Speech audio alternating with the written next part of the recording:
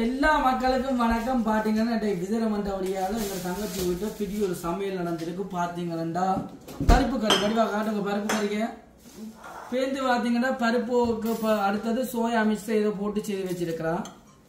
அடுத்தது பாத்தீங்கன்னா கத்தரிக்காய், கொஞ்சம் கத்திரிக்காய் கட்டிடும். கத்தரிக்காய்,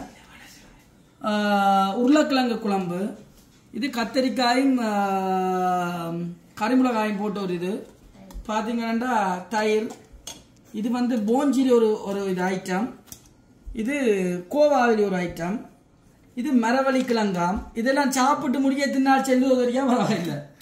அடுத்தது கரைச்சம்பல் பாத்தீங்கன்னா அந்த ரபிட் ஓயில வைக்கிறத விட்டுட்டு எல்லாரும் போய் கீரையை சாப்பிடுங்க. தலைமையார் வளர்றதுக்கு கண்டறிய ரபிக் ஓயில் வச்சுக்கொண்டு தலைமுடிய கொட்டாம ஒவ்வொரு நாளும் கீரையை வடிவா சாப்பிடுங்க. அடுத்த பாத்தீங்கன்னா சொல்லிச்சுன்னா மிளகா பொரியல் எல்லாம் வச்சு கிடக்குது. அடுத்து பாத்தீங்கன்னா நல்ல வடிவா வாழைக்காய் பொரியல். இந்த பாருங்க அப்பளம் வேணா நல்ல வடிவா பூ போல டிசைன் பண்ணி வச்சு கிடக்கு. இந்த அடுத்ததா பாயாஸ். பாக்குற ஆக்களுக்கு எல்லாரும் கவலையா தான் இருக்கு. ஒன்னும் செய்யலாம்.